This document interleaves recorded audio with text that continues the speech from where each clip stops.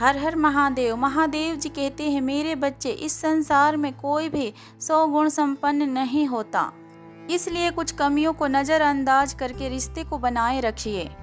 बच्चे, यदि आप महादेव जी को मानते हो और महादेव के ऊपर यदि आपको विश्वास है तो इस वीडियो को अंत तक अवश्य ही देखें। बीच में छोड़ने की इस वीडियो को तनिक भी गलती ना करना, अन्यथा आपसे बहुत कुछ छूट जाएगा और अधूरी जानकारी सदैव ही खतरनाक होती है। इसीलिए जब बात की शुरुआत करें तो धैर्य रखकर अंत तक बने रहें। मेरे बच्चे, जो सत्य के मार्ग पर चलते हैं उसकी जीत की घोषणा स्वयं महादेव जी करते हैं और उसके हर तकलीफों का समाधान भी महादेव जी निकालते हैं। इसीलिए व्यक्ति का कर्तव्य है निस्वार्थ भाव से अपने कर्म को सदैव ही करते जाना। मेरे बच्चे, सही समय आने पर आपको उसका परिणाम अवश्य ही प्राप्त हो जाएगा। आप सदैव ही निश्चिंत रहिए। साधन सुविधा संपन्न से भी व्यक्ति खुश नहीं रहता, क्योंकि उस व्यक्ति को सदैव ही पैसों की चिंता की सुरक्षा सताती रहती है और ऐसे व्यक्ति ऐसे स्थिति में हमेशा ही भयभीत होकर रहता है। अगर आप अपने जीवन को बेहतर तरीके से जीना चाहते हैं तो अपने जीवन में दूसरों से लड़ाई लड़ने से अच्छा है कि आप खुद के ऊपर ही जीत हासिल कर लो। इससे तुम्हारी कभी भी दिक्कत नहीं होगी और हर समय आपको खुद के ऊपर जीत ही प्राप्त मिलेगा।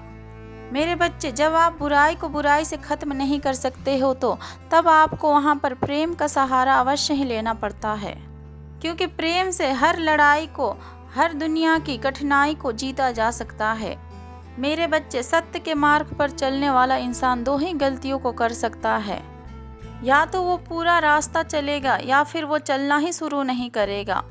अगर भरोसा खुद के ऊपर रखो तो ताकत बन जाती है, अगर वही भरोसा दूसरों के ऊपर रखो तो फिर कमजोरी बन जाती है। आप कब सही थे इस दुनिया में कोई भी याद नहीं रखना चाहते हैं, पर आप कब गलत थे ये सभी याद रखते हैं। भविष्य के बारे में सोच सोच कर अभी से अपने सपनों को बिखेर कर ये मत सोचो कि क्या होगा और क्या ना होगा, और उस पे आप उलझ के मत रह जाओ। और भूतकाल के समय को सोच सोच कर पछताने से अच्छा है और हर गुजरे हुए समय को याद करके पछताने से अच्छा है। आपको खुश रहने की सबसे अच्छा तरीका ये है कि आप अपने वर्तमान में रहो।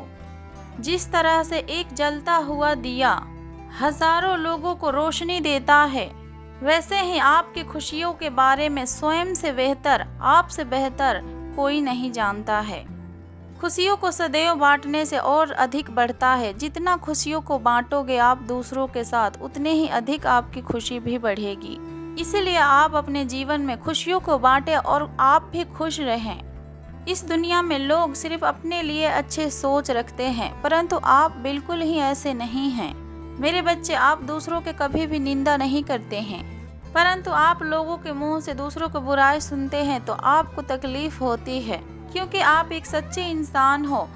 आप किसी दूसरे के बारे में भी किसी के मुंह से अशब्द नहीं सुन सकते हैं और इस संसार को चलाने के लिए एक ऐसे ही सच्ची व्यक्ति की आवश्यकता है जो इस दुनिया में अपने प्रेम के ज्ञान को फैला सके और लोगों को सही मार्ग दिखा सके।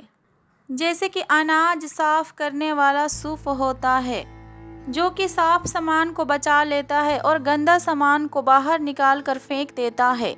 एक व्यक्ति को कभी भी खुद से छोटा नहीं समझना चाहिए किसी को, और कभी भी किसी का दिल जानबूझकर नहीं दुखाना चाहिए। जब किसी का भी आत्मा दुखी होता है और जब मुंह से अशब्द निकलते हैं, वो शब्द कल्याणकारी नहीं होते हैं। मेरे बच्चे, जैसे आप एक छोटे से तिनके को अपने पैरों से कुचलते हुए आगे बढ़ जाते हैं और वही तिनका अगर आपके आंखों में आ पड़े तो आपको बहुत कष्टदायी होती है और उसके बाद आपके आंखें ठीक से दिख नहीं पाती है और आप कोई भी कार्य को सही ढंग से नहीं कर सकते हैं। मेरे बच्चे, हर क्षेत्र में आपकी जीत हो सकती है जब आपका कर्म अगर सही दिशा पर बढ़ रहा हो और आपके कर्म में सदैव ही दूसरे का कल्याण छुपा हो। मेरे बच्चे, हर इंसान सोचता है कि वो गलत है, यह गलत है, किंतु एक व्यक्ति ये कभी भी नहीं सोचता है कि वो स्वयं कितना गलत है और कैसा है। अगर कोई व्यक्ति इस बात पर विचार कर ले कि वो स्वयं कैसा है, तो फिर सही मायने में वो खुद को समझ जाएगा। बच्चे वैसे भी गलतियां पीठ की तरह होती है जो कि इंसान को खुद दिखाई नहीं देता है। मेरे बच्चे, कभी कभी इंसान अपने ही लोगों से हार जाता है। आपसे जलन रखने के कारण कोई अपना ही व्यक्ति आपको हानि पहुंचा जाता है। किसके मन में क्या छुपा है ये कोई नहीं जानता है। फिर भी इंसान को अपने कर्म को सदैव ही अच्छा रखना चाहिए, क्योंकि इंसान सभी कुछ से बच सकता है परंतु अपने कर्म से इंसान कभी नहीं बच सकता। कर्म तो भूत भविष्य वर्तमान पूर्व जन्म से ही देख लेता है।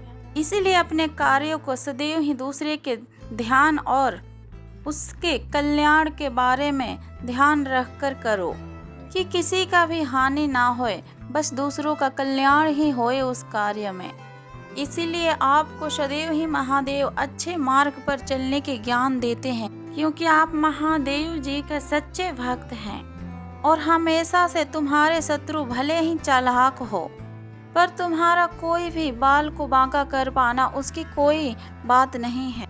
तुम्हें कुछ हानि वो कभी पहुंचा ही नहीं सकता, क्योंकि महादेव जी जानते हैं कि आप उनके भक्ति किस मन से किए हैं।